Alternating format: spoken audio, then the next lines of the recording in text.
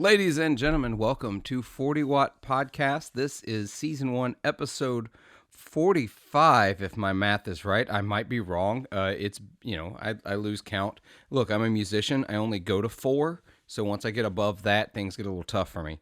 Couple of housekeeping things. As usual, here at the top of the episode, we're going to talk about them before we get rolling. I want you to go over to our website, 40wattpodcast.com. Check out all the links there, show notes. I'm a little behind on getting show notes up. I'm going to try to get those up. It's not a lot. It's the same information that's down in the description of this video below, but it's just in a website format, so you can see it there more quickly. Also, you'll see all the links to our social media, so I'm going to go through them a little bit because I steamroll them every week. So we have a Facebook group. We have a Facebook page. We have a Twitter account. We have an Instagram account. There's a TikTok that at some point I'll get consistent with. Maybe, sort of, kind of, maybe never. So go to all those things. TikTok, Instagram, Facebook, Twitter. I'm going to try to be better at Twitter. I'm real bad at it. But we also have a Discord server. So if you do Discord, like I do, go over there. You can find the link to the Discord server. Anybody can join. If you're a listener, make sure you let me, I don't know how you'd be there without being a listener, but, let me know that you actually listen to the podcast. I do have a couple that just joined out of nowhere because they were in other Discord servers. And join over there. We chat all the time. We talk about all kinds of things, gear and fun and nerd. And yeah, it's a good time. Now, if you want to support the show, which I greatly hope that you do, there are 2 ways you can do that. One, I didn't mention YouTube. So this podcast is available on YouTube as a video format. You can see my bright, shining, smiling, bearded face.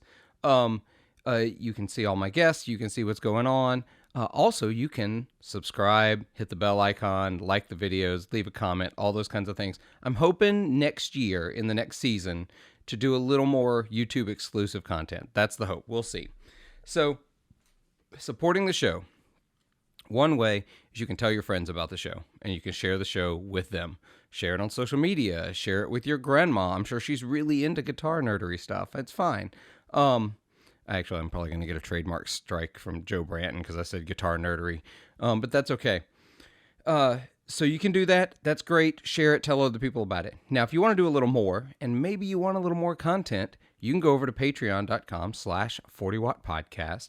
And for as little as $3 a month, you can support the show. But at the $5 tier, you get extra content every week. You'll get an extra episode with my guests, or sometimes with me, or sometimes with an extra mystery guest. Who knows? It could be wild. And we never know what's really going to happen over there behind the paywall. We're a little looser over there. And then there's other tiers. If you want to give more money, please do. I greatly appreciate the support. I do donate 25% of all of the proceeds of my Patreon to charity. This year's charity is St. Jude Children's Hospital in Memphis, Tennessee. I'm going to be writing that figurative check here soon at the end of this season. And then I'm looking for a new charity to donate to. So if you have a charity you love, if you have a charity that you really think needs the support, it's not a lot of support. I don't make money doing this, but I'm trying to give it a little bit of it back as best I can. Tell me what you think deserves the support. I'm looking for something for next year. So you can do that at the highest level of Patreon.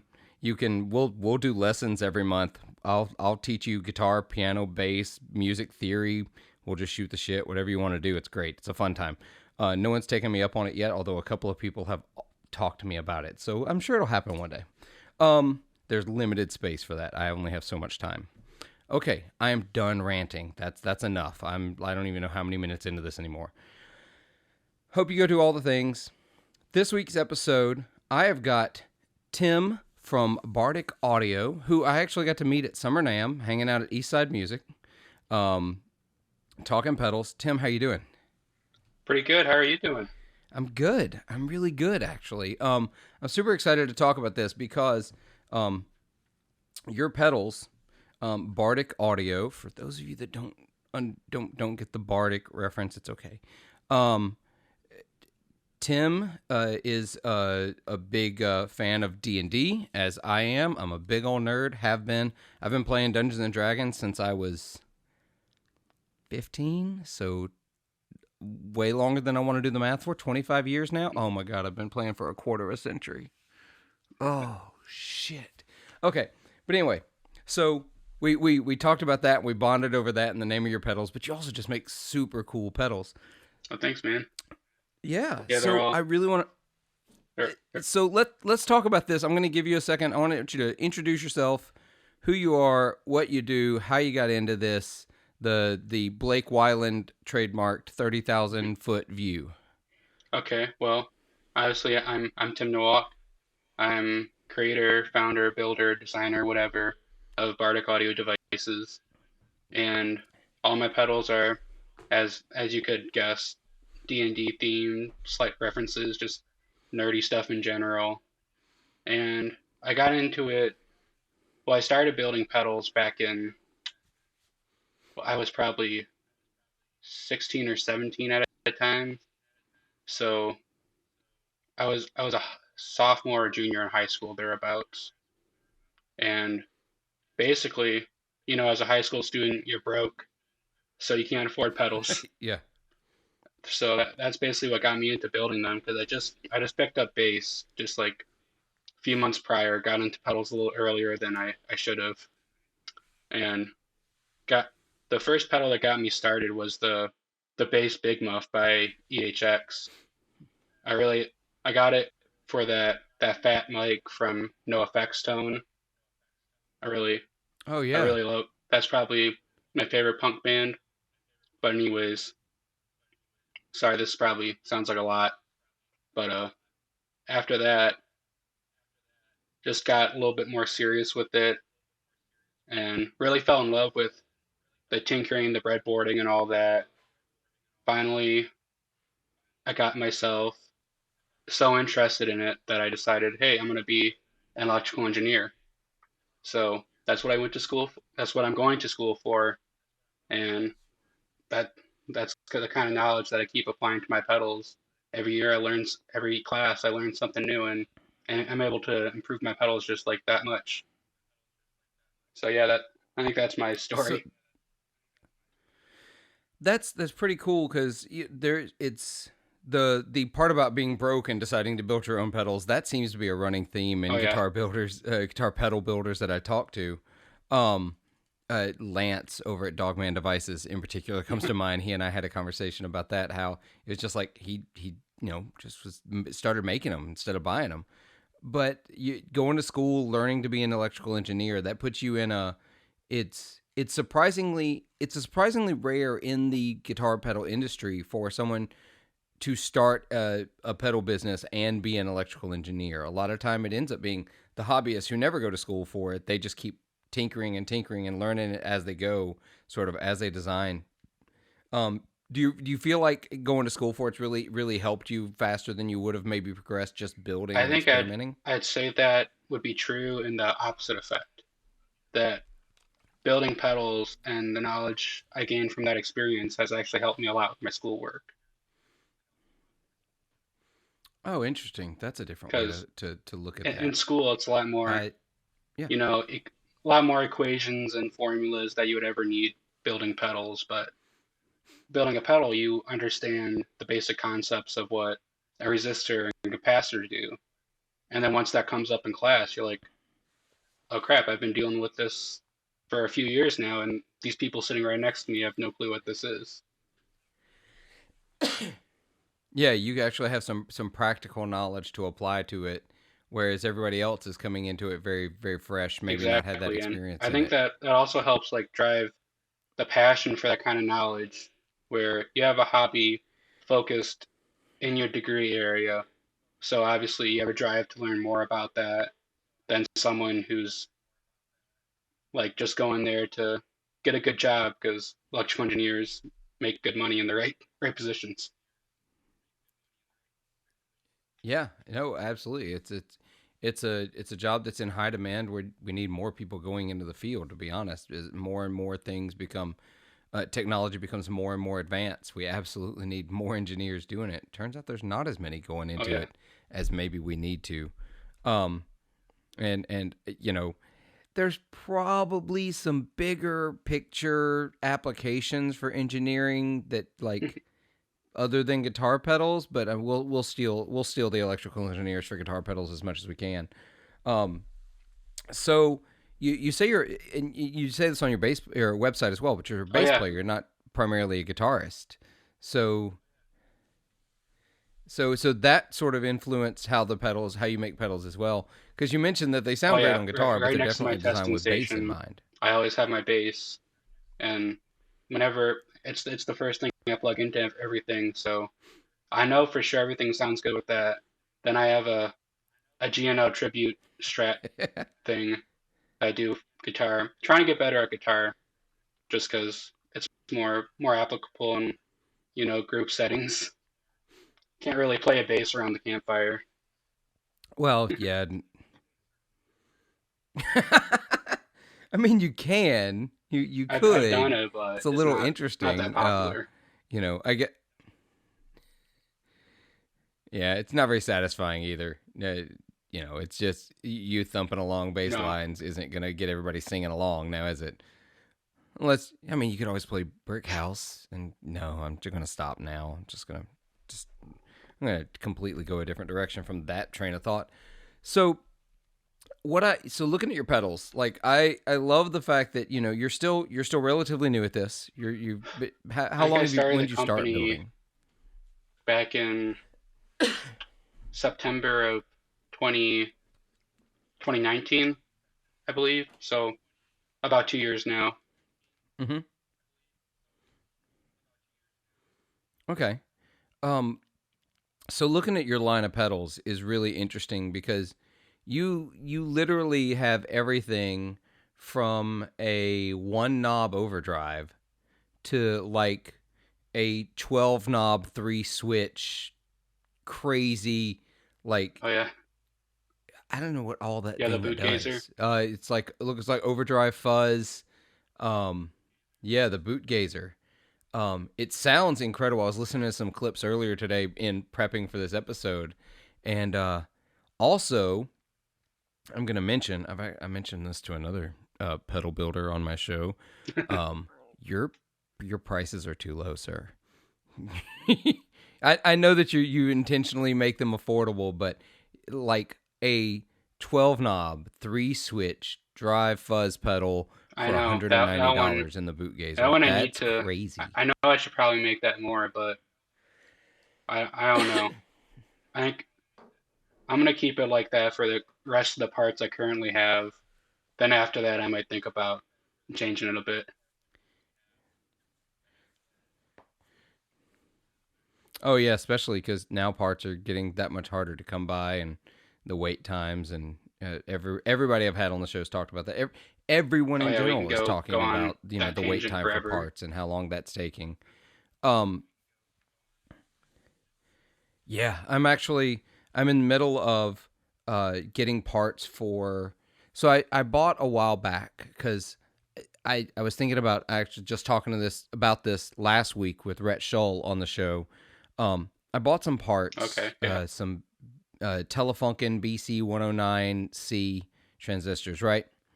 And I was like, I don't know what Hmm. I'm gonna do with these, but it was like a stupid price on Reverb for like 5 of them.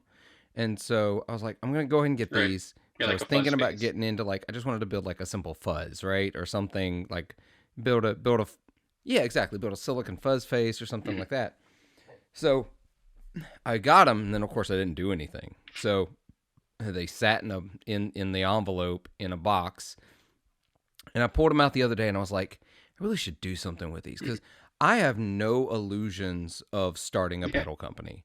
I think you're a sadist, honestly, or a masochist. It's like you've got to be a little unhinged to start a pedal company because what a wild endeavor to go into. And I'm so glad you and other pedal makers do.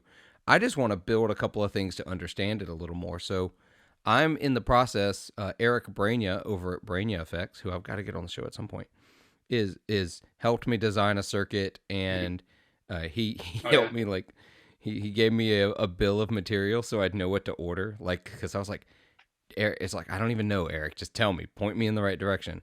And so, but yeah, I'm about to order the parts to build. I think I'm gonna do 5 single Oh, that'll be cool. transistor Rangemaster style treble boosters. Um, Yeah, it'll be fun. I'm going to keep, assuming they turn out well, I'm probably going to keep one, and then I'll probably sell the others just through the podcast. The same way I do those fundraising for charity. So like 25% of the proceeds for all Oh of yeah, them that's a great will idea. go towards St. Jude or whatever. If no, it'll probably be next year. Whatever my charity is next year. Um, yeah, but I'm real anxious about even ordering the small number of parts that I need. Like it's it seems Yeah. like things take forever. They're sitting and they're more expensive, obviously, at the small quantities I need. Um, uh, are you seeing like? Because you're Heck obviously no. not building at the massive quantity of, you're not building at Boss or JHS levels or EHX, Yeah, but usually with you seeing parts take a whole mostly lot longer semiconductors, to get to you obviously. now. So there's some op amps I use a lot, like the TL072, 74. Those I get a lot of my parts from Mauser, and just like all versions of that are like out of stock everywhere. I think I Hmm. ordered like the last four they had just last week.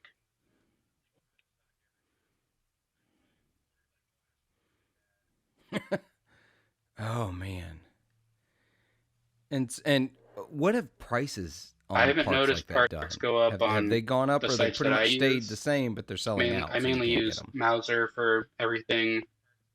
Then for my larger components, I either go to Love My Switches or Stomp Box Parts. And I think their prices might have increased a little bit, like for potentiometers and Okay. some of the more complex chips they stock. But overall, I think it's prices are the same, but once they come in stock, just because of that, everyone's just going to buy them out. So there's that.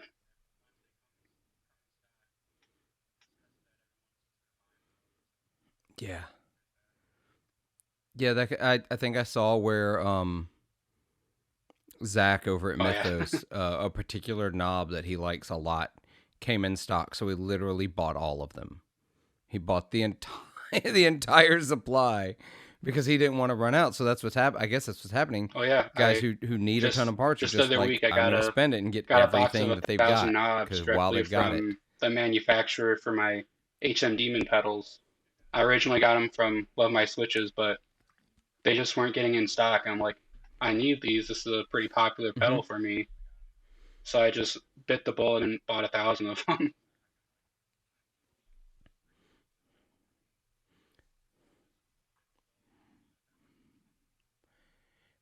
Yeah. So I'm actually flipping over. I wanted to pull that one up on. So your HM Demon pedal is, and that's a 6 knob pedal. Yeah, So, it's gonna keep me good for a little bit, a but thousand knobs only gets it's you it's the best I actually can do so right now. far in that one. Um,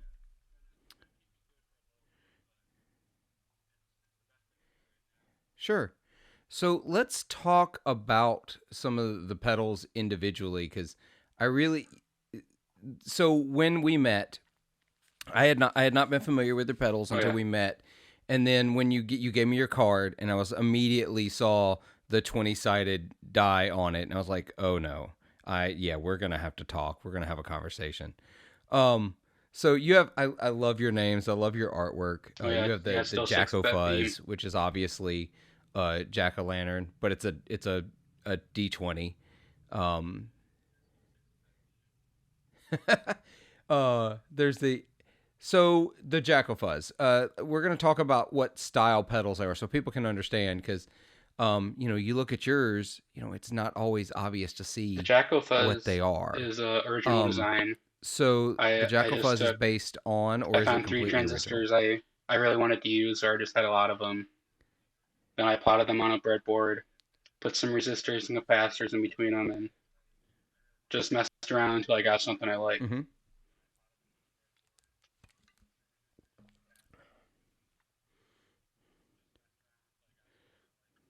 Oh yeah, there's See, that's pretty cool. I'm usually looking also. It also I don't looks want to like you make have this it set statement to for every run at pedal, but 9 or with 18 most volts. pedals, you can run at 9 to 18 volts as long as the manufacturer doesn't say otherwise, just because most parts inside of a pedal will be able to handle that voltage increase unless they have a filter capacitor that's below that voltage threshold, or they have a special chip in there that's dealing with the voltage itself.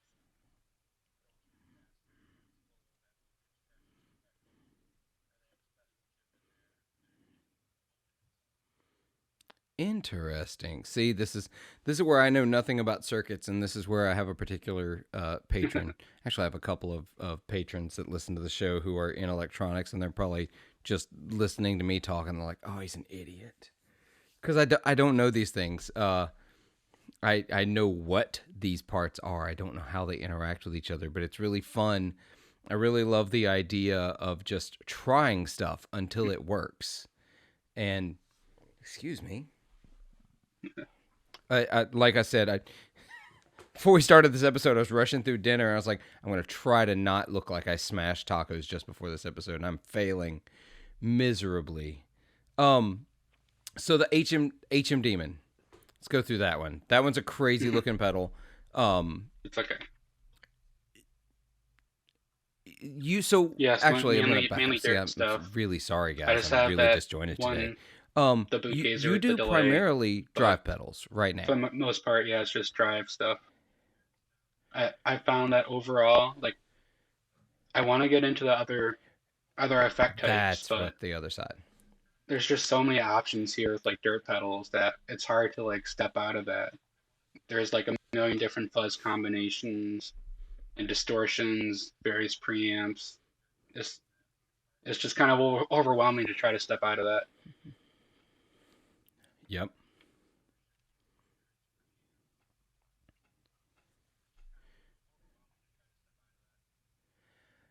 And it's No, what I do not have a tube just screener going through or your selection blues of driver pedals. whatever. You don't have a 3-knob overdrive. You don't. Yeah, and that's interesting because that's normally the first one everyone does. That's like a first pedal for a lot of builders. If it isn't, if they don't do a fuzz first, they do a 3-knob overdrive. And I like the fact that you've stayed away from that. You're being a little more Yeah, creative with the concept. I get Your pedals overcarried don't look sometimes with like the amount of something designs I want to put that forward. is a company that's I only just been have all around these for 2 ideas, and years. I just open They're up the really CAD well software and fleshed start out. designing boards, and that leads to a lot of products on the website.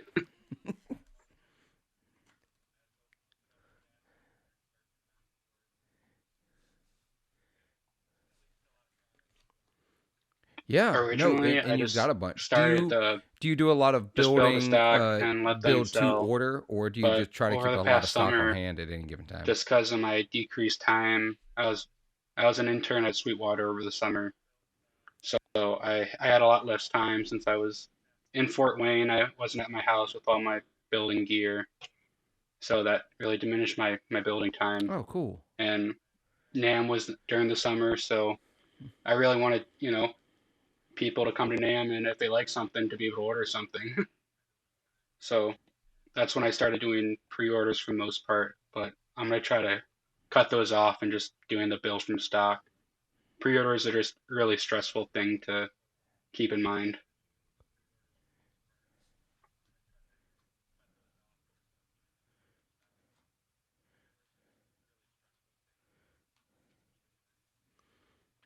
I I can't imagine, but I definitely know that there are enough horror stories for builders of guitars, pedals, amps, whatever, where they did that pre-order model and they were so flooded with orders they were completely swamped and couldn't get caught up, Oh yeah, or maybe they took all these pre-orders and then the parts they yeah. needed weren't I'd rather available just anymore, have or someone place an order and be like, "Oh, sold I have out or just that pedal boxed up over discontinued. there. Let me It just feels print out a feels label and get stressful. it out." I'm stressed out right now thinking about it.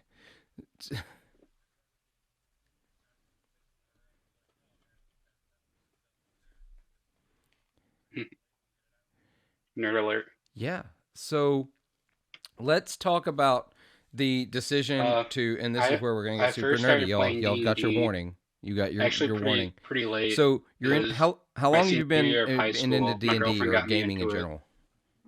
and we yeah, I know.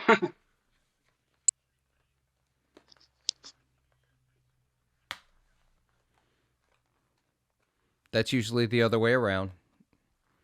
Just on average, I'm not making any statements. I know Yeah. lots of female gamers, but it is usually the other way around. Just because until recently, it's been a very unfortunately Yep. male-dominated hobby, It started with just filling and in for another player who couldn't led make to it some to the game. toxicity. We're gonna So I skip just over took all on her that, but character. so I yeah, was you got just, into it your I senior can't year. remember everything exactly, but I was just a cleric. I think I was probably level 4, level 5 at the time.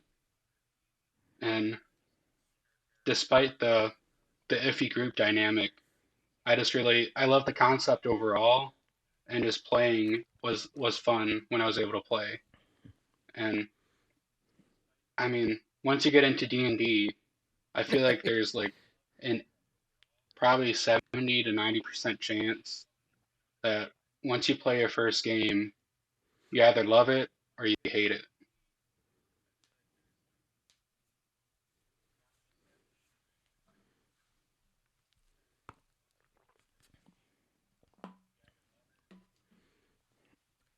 That sounds about right. I've always thought about gaming and like tabletop games, and there's a lot of correlation between musicians and gamers, even more so now. And by the way, gamers or listeners, when I say gamer, I don't necessarily mean video gamer. I mean like OG tabletop RPG board gamer. Um, there's in with RPGs and games like D&D or Pathfinder or any other of a myriad RPGs, it's very much based on improv. It's an acting exercise almost more than it is a numbers game or it's not an action adventure fighting game. There's a lot of Oh yeah, interaction between players, and I look at it. Your group, like a band, determines how much fun everyone has and how good the session is in general. It's very similar. It's like a band. You all get together. Oh, we're gonna go to a blues jam. It's gonna be 5 of us. Oh, well, we know that. Oh, this is a rough structure. There's gonna be chances for improv, and everybody's got to play their part in that ensemble. Same thing happens in a role playing game. You've got to, 4 to. I've played in some massive games with like 10 people, but don't or a do that. ska band. Yeah, it's not fun. It's not fun for anyone. Much like a band. Don't get in a 10-person band. Oh yeah, So unless you're a jazz band, big old jazz band, but like you get 5. Ska band. Yeah, if you got to have horns, then you're talking. Anytime you need horns, the band size grows yeah. quickly. But gaming, you have a theme, you have a concept you're all sort of inside of, but inside of those parameters, you're improving. And it's really fun, and I know people kind of snub their nose and look down at Oh it, yeah, but it's like it's a great way to, I think I there's guess, so many earn your great people skills interpersonal if you don't skills have that any, people could or learn by just playing role learn playing how games to if they'd be willing to do it. interact with That people this with world is different sorely natures. lacking. And the game's not that hard to get into. I mean, the rules are basically like the what like physics is in the real world, so you basically just have to abide by those, but you can just do whatever. You don't got to think about it the whole time.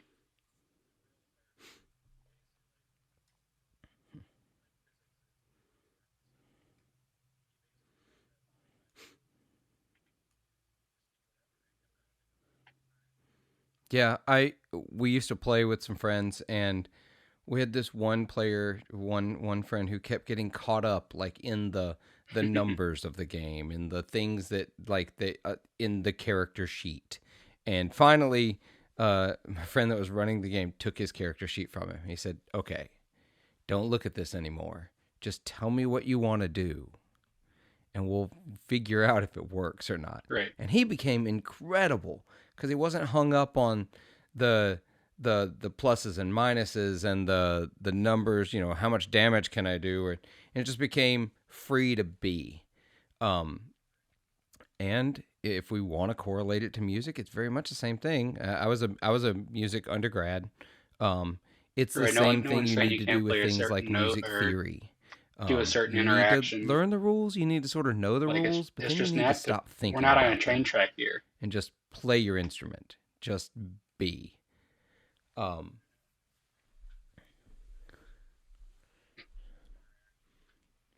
Exactly. We hope anyway, unless you're one of those folks that's playing along to tracks. Used to play a church gig that we played along to tracks, and I hated it. I hated it so much. Oh yeah. But so you got really, really into D&D, and so now you're designing pedals around it, which you see things like you've got your Thank you. Yeah. My Bardo, second pedal. you've got your Yeah. the Thunderclap was my first. Thunderclap, your Arcane That one's been Distorter, through a lot of revisions, the but Advantage Dirty Boost, which I thought was pretty clever. Uh, yeah, it was a big undertaking. well, that was your Even second pedal. the V1, Eh, it was a pretty similar concept. Didn't have the DI yet, Okay, I was about to say and the distortion was a little that's a different. pretty But advanced first pedal. yeah, that was a pretty big undertaking to like go into Eagle for the first time, design the board, and then build 10 of them. Okay. That was a winter break for sure.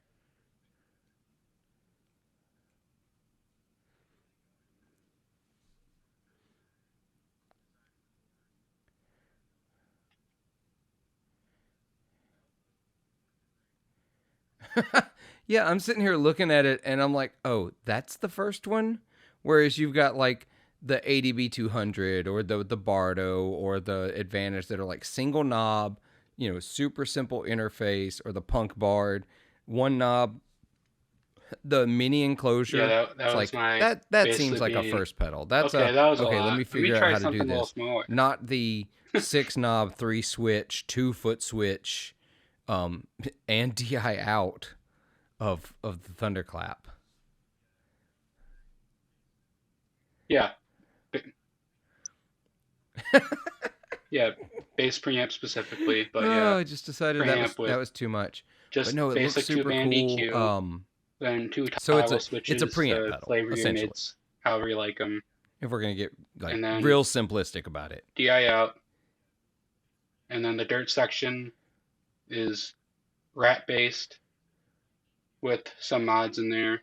With you can switch it from distortion to more of an overdrive characteristic. That basically just lowers the gain a bit and changes where the clippings happening. And yeah, it's pretty. I try to keep it pretty as simple as I can, mostly just because the size of the enclosure doesn't allow for a full like rack unit inside.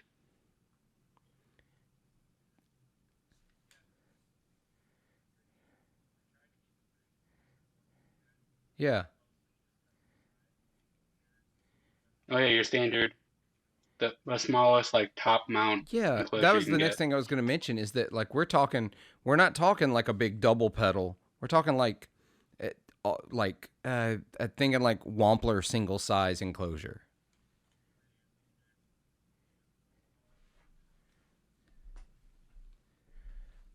And once again, I'm going to mention that's it's November Yeah, 3rd, 2021 for anyone watching listening to this episode from the future. yeah. Those So are this is as of right those are a now. little They're harder to listed at build, and the 165 on your components are website. out of stock a That's lot. bonkers. That is I'm also trying to absolutely redesign absurd. it a little bit, make it a little more They high are fidelity, they're since it is a sold out preamp too though. after all. So So yeah, trying to get rid of the foot switch clicking noise. I know that can be a big problem when recording. okay, I got you. Have oh I have heard. Again, I am a complete layperson who does not know the inner cycles of any of Oh this, yeah, that's a but I have big heard big that issue. the process to I get rid use of that clicking relays in noise, almost all my the pedals, but relays that have to be put in they place still can still be make that noise. They need like a taxing specific circuitry electronically in the circuit accompanying to try to get it accompanying all them in that there to kind make of it work to what get it rid of does that is click, it mutes just to the get rid of the signal for like a clicking split noise. second during that click.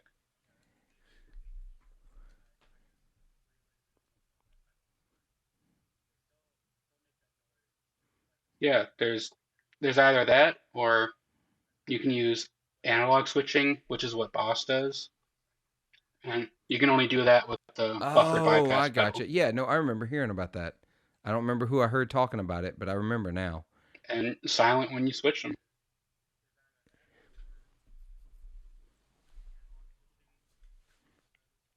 Right? Gotcha. Which is why all of their pedals are buffered. Um, yep. Cue all of the angry buffered pedal people that think that you gotta have all true Yeah, bypass or this is my whatever. final year. I just have Y'all seriously need to one get more off the Kool Aid. semester and Um, one more class to go, okay. basically. So, uh, moving forward, like we talked about it before we started recording. You're almost done with school now. You're getting pretty close.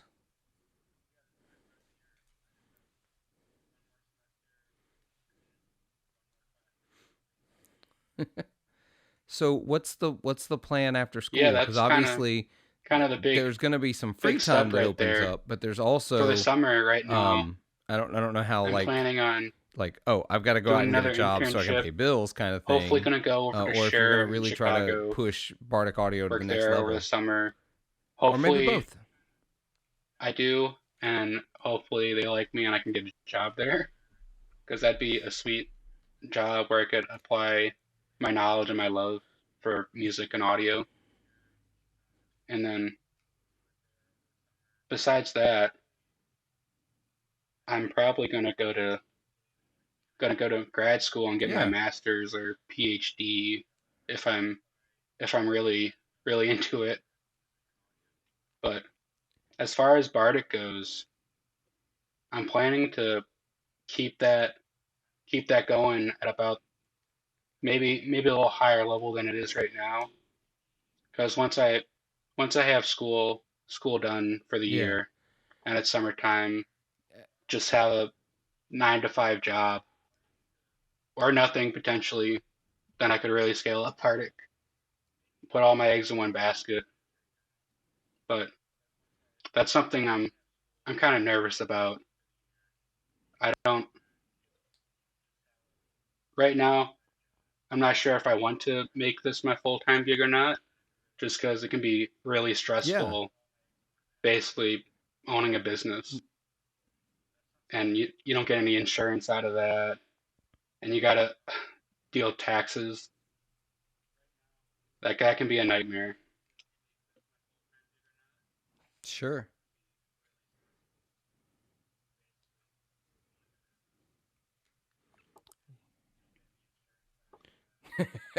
Yep.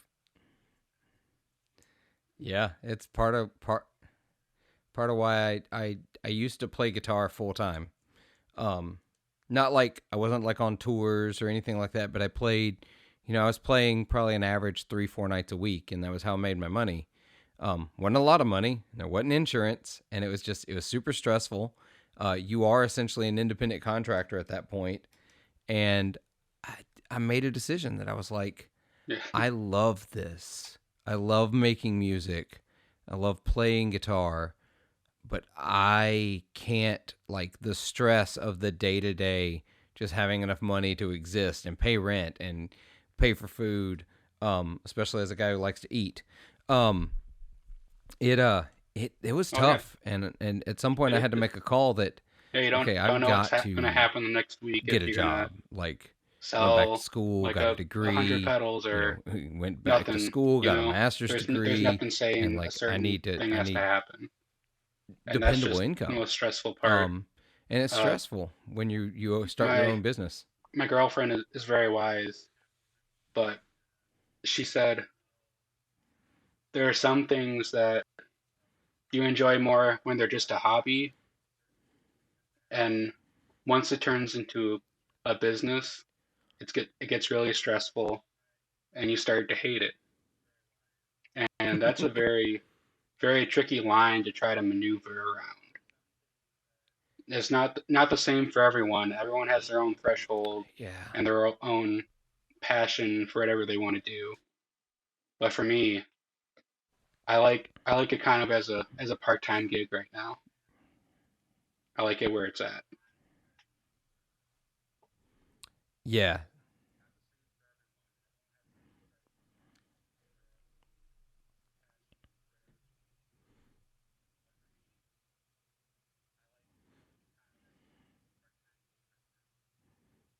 Yeah, nothing wrong with that. I was in Nevada a couple of weeks ago. I had to fly to Nevada and I flew back.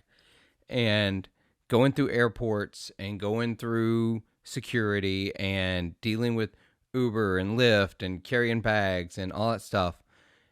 There was a moment there on the way back where I think I was sitting in the Chicago airport. I was in O'Hare, and I messaged a friend of mine and I said, Oh yeah. I hate every bit of this. And I think that if I were a full-time guitarist and had to fly to gigs and fly to get to shows or fly to sessions and do this, it would make me hate being a musician Oh yeah, because playing I music with absolutely hated some every friends bit is of all one of the the best airport things hopping. I think that There's nothing that's fun out about there. it.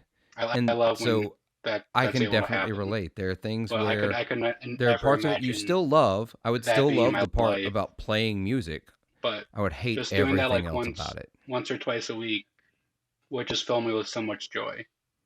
And then I don't gotta rely on that for everything. There's no stress behind it. It's just for funsies.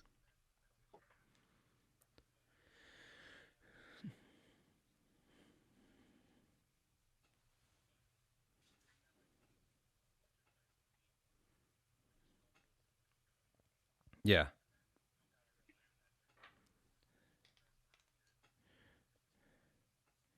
Yeah. And that's the way it should be. It's sort of like I look at this podcast. I love doing this podcast. I love talking to people who make pedals and make Yeah, music that's and a are really stressful way to live. interested in this stuff. But if I were relying on creating these podcasts and videos for a living, like some of the guys like Ryan at 60 Cycle Hum or, like Rhett Scholl is, this is their living, I would probably hate it. I'd probably hate it a lot. It it it doesn't seem like fun. It's a very stressful way to live. Um, I am not advocating all of you give up guitar and go get a 9 to 5 job. I mean, I actually have a tattoo that I got. Well, let's see if I can get it on screen. I got that on my forearm. Specifically chose my forearm as my declaration that I'm never gonna have a 9 to 5 job. I'm Yeah, always gonna play I'm guitar. That's what I'm I'm planning a to do it for musician. as I'm long gonna as I play. can, Yeah, unless yeah, about that. something major happens in my life. Um, I think I'm it's gonna keep not doing it's it not a because I bad do thing. enjoy it. I do. Um, you There's think you'll something fulfilling even if you about decide it's just a side even thing making building pedals, you're gonna keep monotonously doing it. You're not gonna stop doing it. tens of pedals at a time, same exact thing. But once they're done and people order them, they're out there. People are using them, making music, having fun. And I just really like to think about that sometimes. Whenever I get stressed, that's what I think about. And that just really gives me a little bit more energy, lifts my spirits.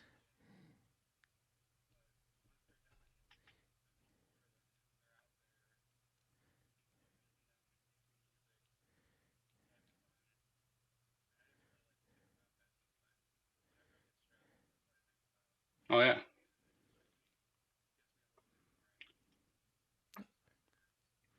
I gotcha. So let's talk about musical influences. So obviously, you don't get into this just because you think the Yeah, guitar is a cool thing I or do the like bass is a cool thing. heavy You music. listen to music, and then at I some point you decided, One of my oh, I favorite want to do heavier that. I bands want to is make Beartooth. music.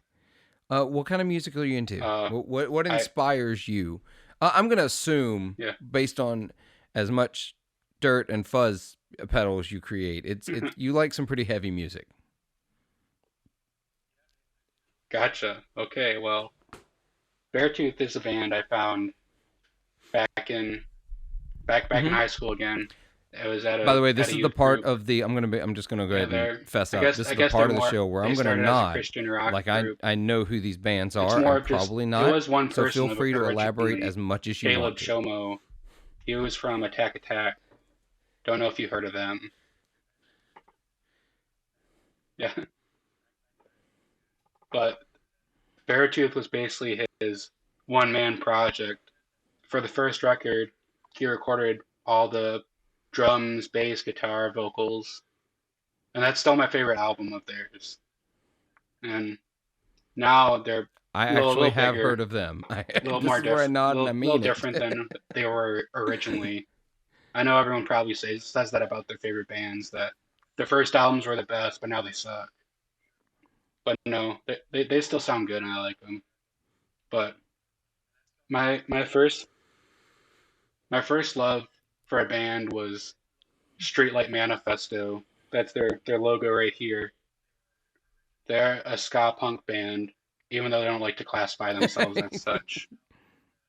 But it's your Yeah.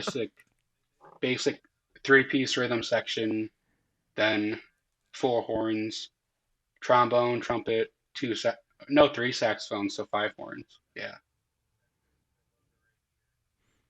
that is. And about 4 years ago, I started seeing Sure. them about once a year in concert, except for last year. Yeah,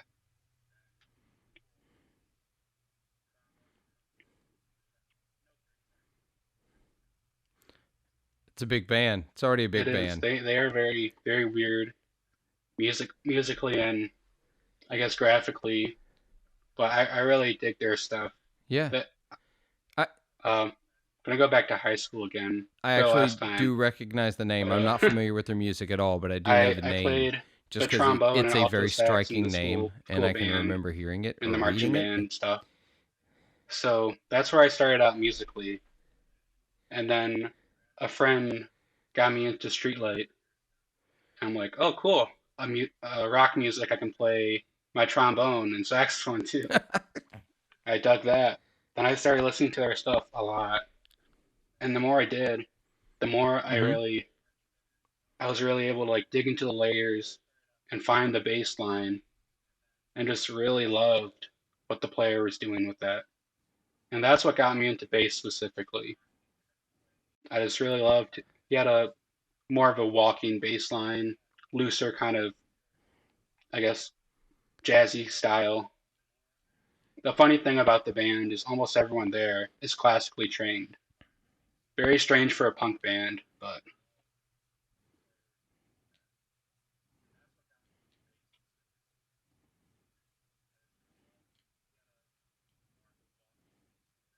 Yeah.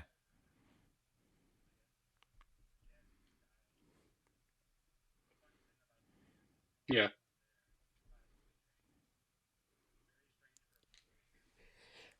It that whole ska movement. I remember it very very vividly because it was like married to the swing movement, and I'm a little older than you, obviously, and I remember it in like the 90s when the swing movement came back, and there was the swing movement, but then when the heavier side of things had the same things, but they were in that ska punk style. So you got all the horns, you got the walking bass lines that you were getting in like swing music, but it was like faster and louder and brasher, and it was really really interesting. And you had like I'm not even gonna name bands because I'm gonna get wrong and somebody's gonna get mad at me. They're like, they're not a ska band. That's a Oh yeah, you it's like know a kind of blues like social zydeco degradation if you horn say, "Oh yeah, I like something band. ska." I don't know. It's either someone's gonna make Genres are fun of you dumb. or they're like, "What are you But talking about? What is that?" I remember that whole movement and how cool it was and how loud it was. And it's funny now that everyone Right? looks back on it and like people are scared to say they're into ska or were into ska music. Right. There's And it doesn't make sense. It's there is this is nothing one wrong of with those like ska. rants I have It's about guilty pleasures. I think people Like feel that somebody way else, just because if somebody a says lot of they it like is ska, but they'll say, "Oh, but a it's a little more guilty pleasure." There are silly no guilty lyrically, pleasures. You like it or you but don't. there's nothing Don't wrong feel with more guilty for lighthearted what you like. music Like y'all that stop trying to like usually music still just to has a look pretty good cool. message to it as If you well. don't like something, don't like it. If you do like it, like it.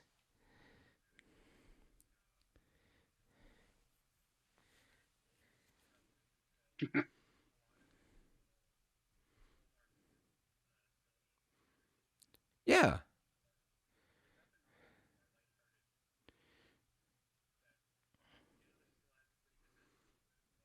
Yeah, I mean, I'm really into blues music, and everybody wants to be super serious about blues, and I'm like, Have you listened to Nothing wrong Chuck with Berry? T-Swift. Have you actually listened to his lyrics? That man didn't make any sense, or sometimes when he did, it was goofy. Like the lyrics, it doesn't have to be serious. Like I am an unapologetic Taylor Swift fan. I am completely unapologetic about it. There's no guilty to it. I like Taylor Swift's music Oh yeah. because I think I think she has, maybe not in the beginning.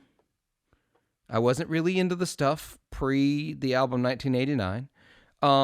But she No, yeah. grew into Everyone a should be able to very listen good to songwriter whatever they want. I who mean, understood I have herself musically and has three younger since made sisters. So great pop music. Taylor Swift And was if you don't like pretty pop music, regularly there's nothing I can do for you. as a That's child. fine. You just don't have to like pop So music.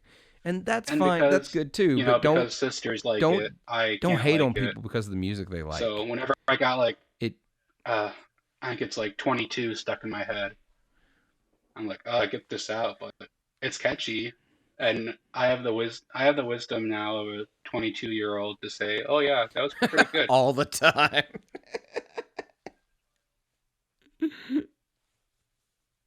Yeah. Oh yeah. No, not at all.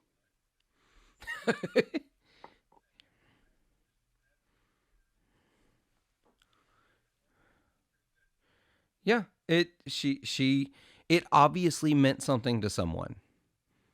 That's the way I always look at any music, is it means something to someone. And if that's not you, that's okay, but that doesn't mean it's bad. And that we're going to apply that to ska. If it doesn't move you, if you don't dig Yeah. it, if it's not your thing, I think that, see, for me, the genre for me has always been, and this is tangential to ska, it's always been the pop punk stuff. Like, I don't get it. It it it it is not my. I went back recently and was like, okay, they're sort of coming back up. I remember when Blink 182 came out. I remember listening to their music. Well, the hits, the stuff that was on MTV back when MTV had music. And I remember, and I didn't get it No. then, and I was like, oh well, let me go back and listen with like my more mature music appreciation that I have. Like, I've discovered that as I get older, I'm doing the opposite of that thing everybody says. Oh, well, when you get older, you'll only like the music of your youth. That's all you'll think was good. No, I actually like more and more as I get older. So I was like, oh, I'll go back and listen to it. Nope, I still don't get it. It like, none of the pop punk stuff makes sense to me. I can't get into it. But obviously it moved an entire generation. Yeah, it was a big movement. And I mean, personally, I would have to agree with you about bands like Blink 182 or Green Day. Never Yeah. really liked them too much personally, but I mean, they had a huge impact on rock and roll. Oh, absolutely.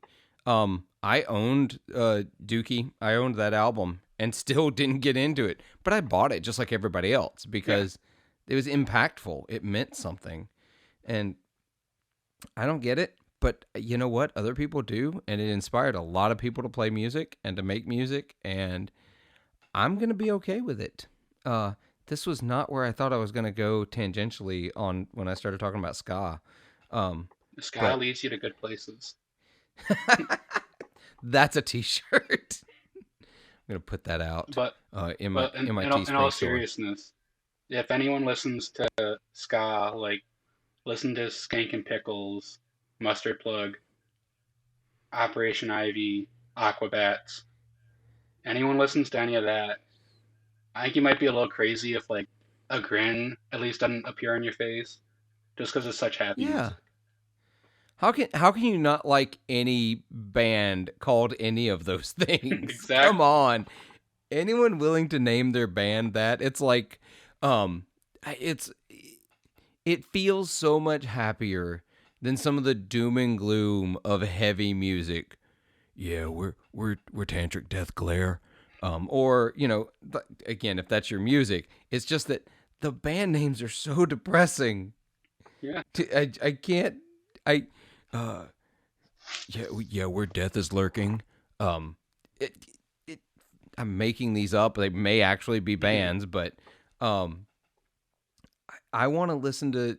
I personally want to listen to music that. This feels weird to say as someone who loves blues music. Makes me feel better, not makes me feel worse. You Yeah, know, there's so many and so things that just get you down in life that you just need. You need your ska, whatever your ska is. If it's ska, that's cool. If it's pop music, hip hop, classic rock, whatever. if it's heavy music, if that makes you Oh feel yeah, better, that's your thing. It depresses me. Uh, there was a time where I got really, I want to say really into, and then people are going to be like, oh yeah, name 3 bands. No, I got kind of into like dark industrial music, okay. like, for just like a brief moment there.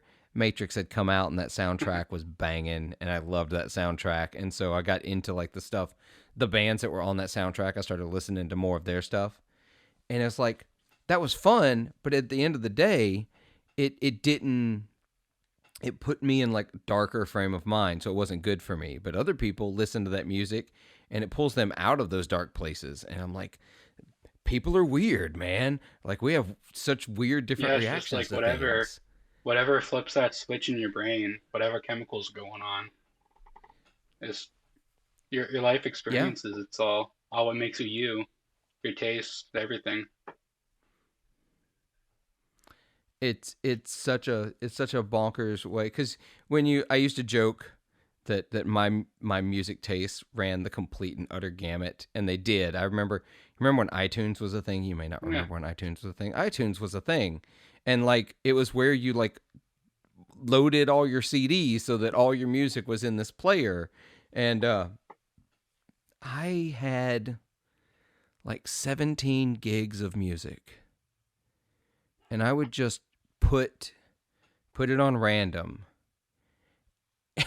and it would go from Garth Brooks to Metallica to Riverdance in 3 songs. And it was like I liked everything. And so there's a place for all of it, but it's so wild to think about all of these musics that I was listening to all of.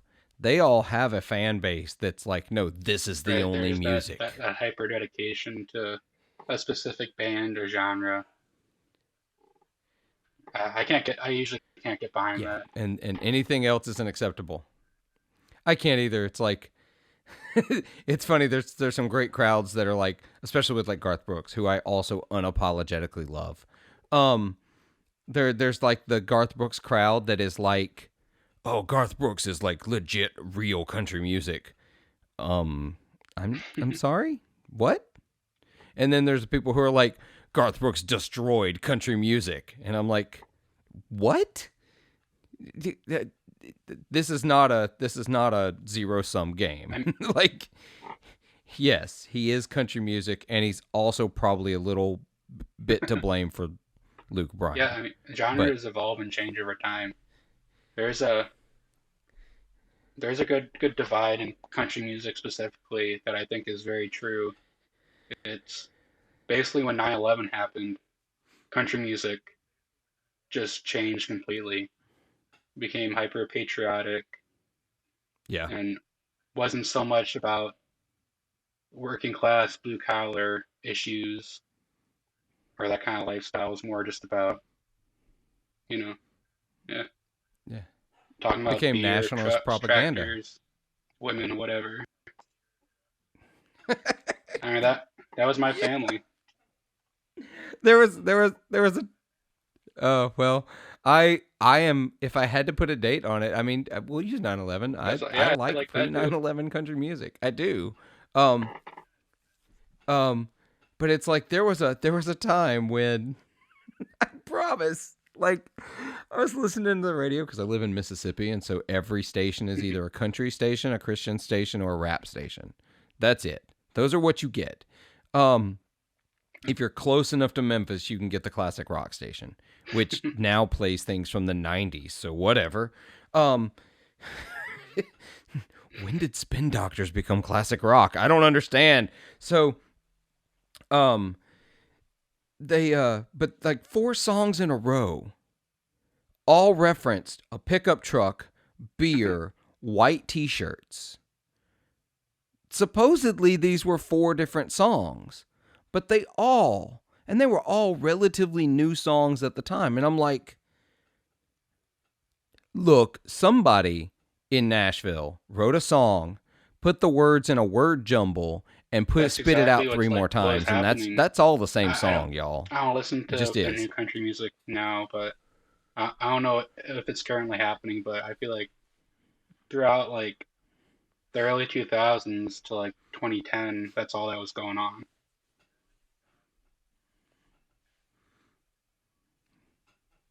Yeah, it absolutely is. And anyone who deviated wasn't country music. Now, again, I'm going to go back and say this music is not for me. If this is your preferred style of music, more power to you. It does not speak to me at all. I don't like it. But it was like during that same time period, um, Right. like an artist like Miranda Lambert came out, right? Who was she didn't fit. Or you had artists like I used to love. There was a big divide after that. You might even remember this.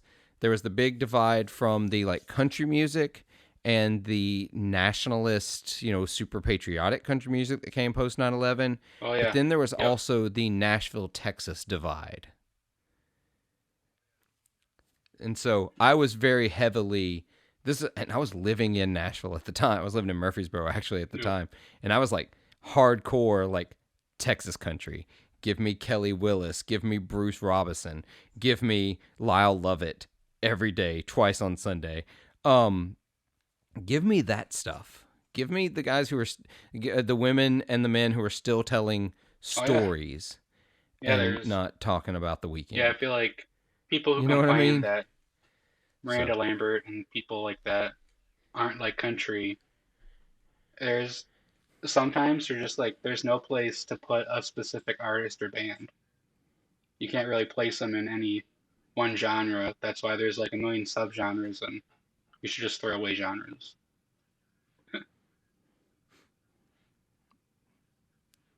yep, genres are trash. Stop genre stop genre no, genres stop putting genres to your music. Just take them out of your Spotify, take them out of your iTunes if you still use iTunes, boomers. I'm just kidding. I'm just kidding. Don't get insulted. I'm joking, y'all. Um uh I just listen to music and I prefer to think of it that way. I think of an artist like you ever listen to Hank Williams the Third? You listen to Hank 3? I think I might have heard him before. I know his grandfather. Yes. Yeah. So he's an interesting one in this conversation. Like you're saying, some people just don't fit a genre. He'll put out 2 albums. One he'll sound like Hank Sr. Yeah. and do like this hardcore honky tonk country. And then the next is like a hardcore punk album. And he does not care.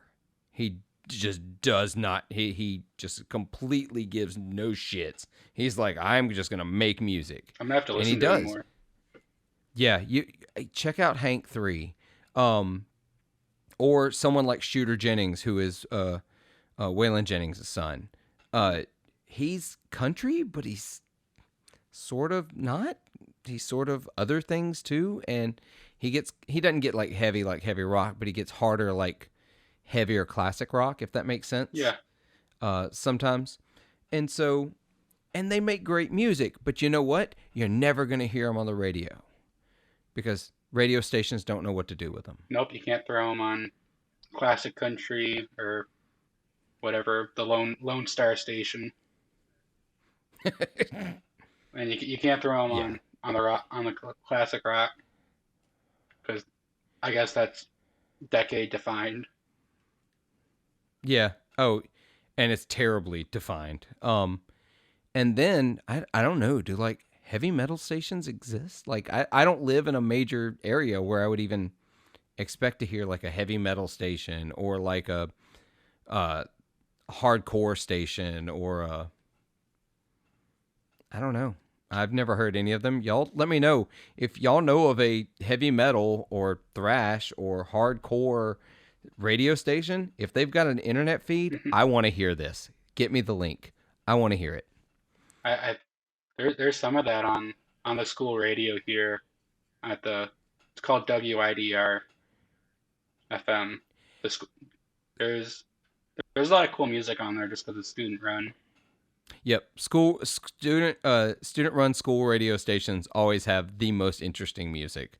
When I was down, I used to live in Hattiesburg, Mississippi, and there the University of Southern Mississippi has a radio station, WUSM, and they song to song will not make any sense. Yeah, it's fun. You never know what you're going to tune into there. No, you have no idea.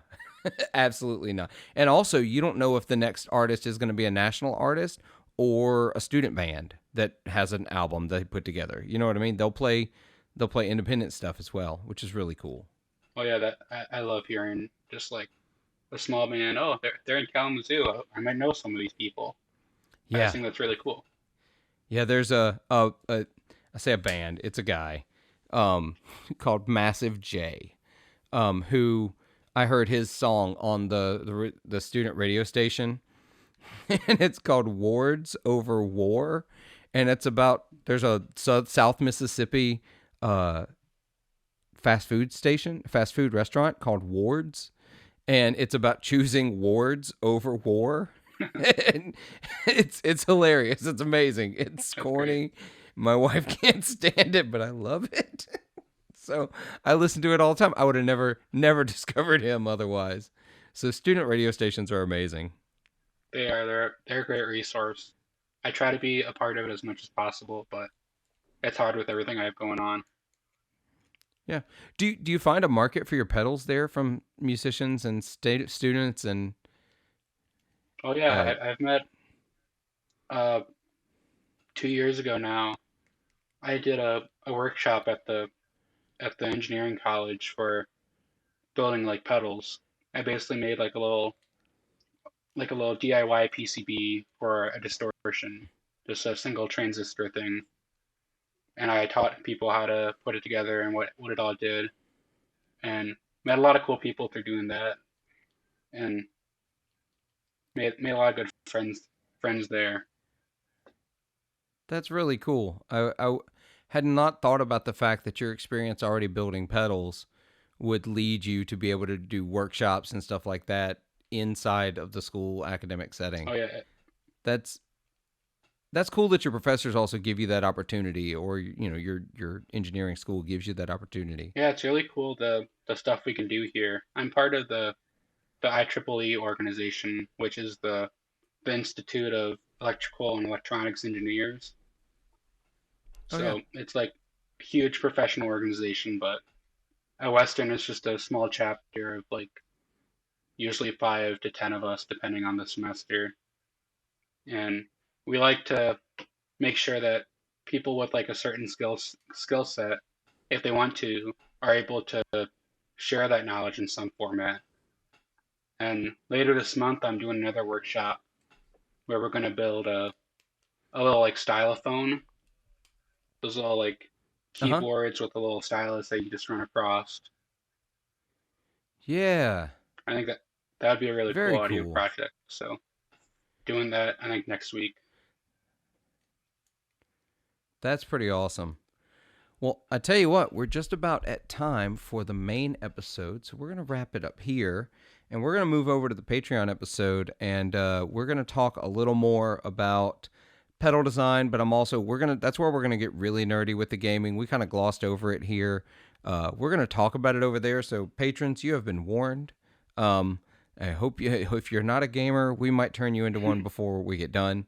But in the meantime, Tim, I really appreciate you coming on. Y'all go check out his pedals. There's going to be links down below for his website, for his social media.